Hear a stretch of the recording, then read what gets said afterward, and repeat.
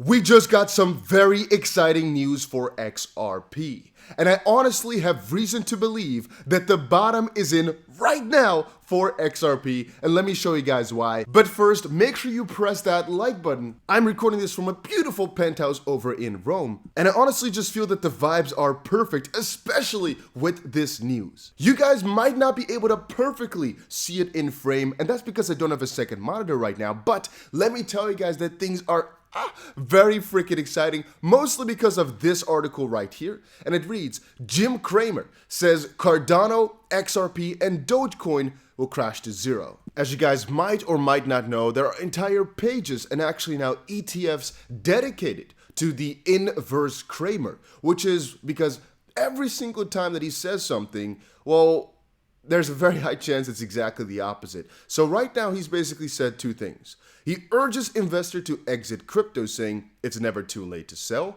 And he added that he expects more marginal names, including XRP, Dogecoin, Cardano, and Polygon, to fall much further, possibly even to zero. Again, there are times where he's quite on the money, like for example right here, actually calling out Sam Bankman-Fried. But in my own opinion, this is an extremely nice bullish signal, because if that guy tells you, it's gonna go down, it's gonna go to zero, that should lead everybody to just be like, all right, let's press the trigger, let's buy our boots full of this stuff. Let's sell our house for this stuff. And again, guys, please understand, I am just joking with actually selling your house. I'm not your financial advisor, and I don't necessarily encourage you to invest at all. I just personally think it's a really good choice to look into. But at the end of the day, every single investment you make is your own choice. I'm not a paid spokesperson for XRP. I've never been paid any XRP by Ripple or any affiliate of Ripple at all. Please understand this. I'm not trying to convince you to buy. I'm just saying this is very exciting news for crypto, because that guy is always wrong, as far as I'm aware. We have another juicy update though, and I've said this before, the more that people actually praise you, very often the worse it is on the underlying parts. Now, the more that you're being shunned, the more you're being shot on while you're still remaining around, very often those are the actually strong core projects. And I personally think that's part of what we're seeing right now. Michael Saylor, one of the GOATs in the crypto space, I really enjoy a lot of his posts. He actually says that the SEC should shut down Ripple for offering XRP as an unregistered security. And there it comes to light again that, well, not everybody is an altcoin maximalist. Not everybody likes things other than Bitcoin. And obviously, Mr. Saylor's livelihood depends on Bitcoin only. So it's quite logical that he's not a big fan of alternative cryptos like XRP. But he recently went on a podcast to state, while commenting on the lawsuit he dubbed the crypto trial of the century, and he said that XRP is an unregistered security. According to Saylor, Ripple owns the majority of XRP coins, which has nothing to do with being centralized, but okay, in escrow, and sells them to the general public. He added that Ripple does not disclose details about its XRP holdings because the company had not gone public. Hey, what do you mean Ripple does not disclose details about its XRP holdings? What? Ripple is an unregistered security. It's pretty obvious. The company owns a bunch of it and they sell it to the general public, but they never took the company public and there are no disclosures.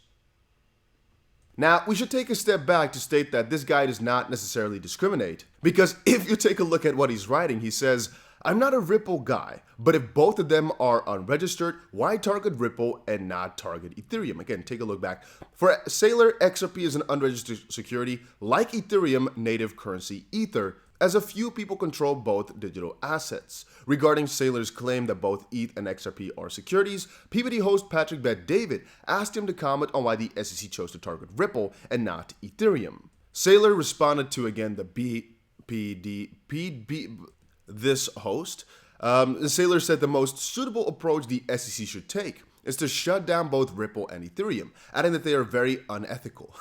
I think the best thing for the world would be if the SEC pretty much shut down all of it. It's all unethical. Of course, the article has to include a little bit of tax evasion from Mr. MicroStrategy. And again, in August, he said that XRP and ETH are both equity tokens that are used to going public. He noted that both companies committed securities fraud via their offerings in the US. And he's basically going after the foundation that's behind these different cryptos. But again, you have to understand that there are people that only like Bitcoin. And MicroStrategy's founder, Michael Saylor is one of those guys that just likes Bitcoin for what it is, and he is not necessarily a fan of anything else. Is it bad? No. But I personally think if this is the best argument that people can come up with, again, I am pretty excited and I'm pretty bullish on XRP purely because of this. Am I now going to sell because he's telling me, oh no, it's not good? No, of course not. But I also, of course, have to be realistic with everything that I post. And therefore, I also post a little bit of negative stuff.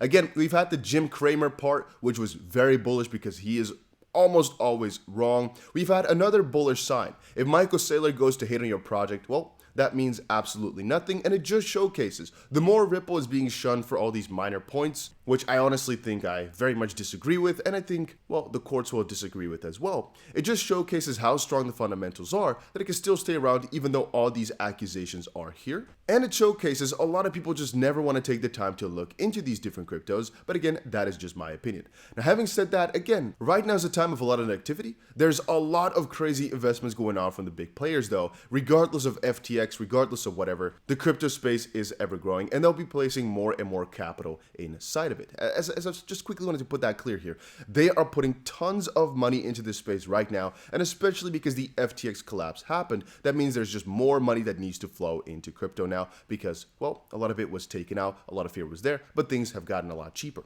Regarding XRP, I should tell you guys about the biggest danger in the lawsuit, because again, we always have to make a good judgment of, is this a smart decision for us? Should we keep a large chunk of our money into XRP, yes or no? At the end of the day, we're all here because of tech. You know, you need to like the technology if you're asking me, but at the end of the day, you also want to make a profit on your investment, and so let's be real here.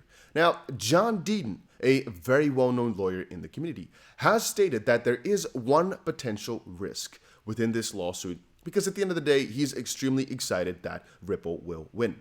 He mentions actually that there's one minor piece, which is that Library actually lost their case. He says it's not that important though. The most important matter is that Judge Therese could rule that Ripple, at some point in the past, offered unregistered security, but the token itself is not, nor they are secondary market sales independent of Ripple.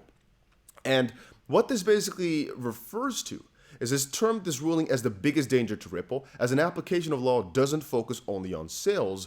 Deaton highlighted that a sale or transfer of the underlying asset doesn't have to occur for a company to be liable. However, if there's an oral argument, then the SEC lawyer would be focusing a lot on the offering.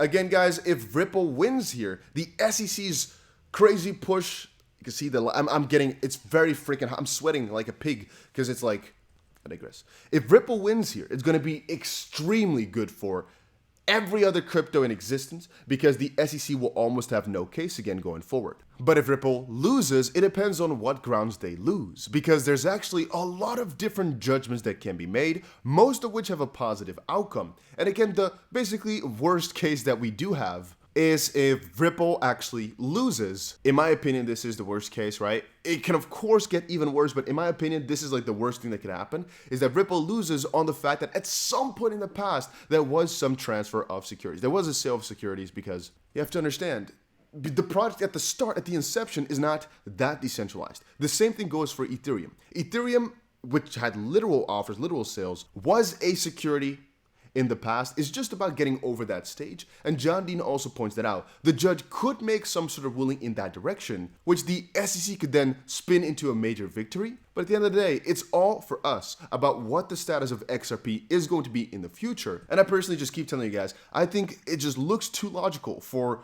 Ripple to win and things just to go extremely well. And so I'm going to go with the highest likelihood option. I'm going to go with the most likely option. The fact that it's being shunned left and right, just gets me more excitement, more confidence. At the end of the day, Jim Cramer, Michael Saylor, whatever they say here, guys, again, you have to be really understandable with this. Whatever they say, it shouldn't deter you from investing into these things because, well, a lot of people are wrong very often, especially these two guys. Michael Saylor doesn't like altcoins, so, well, he's probably wrong on quite a couple of them. You could have made a ton of money on those.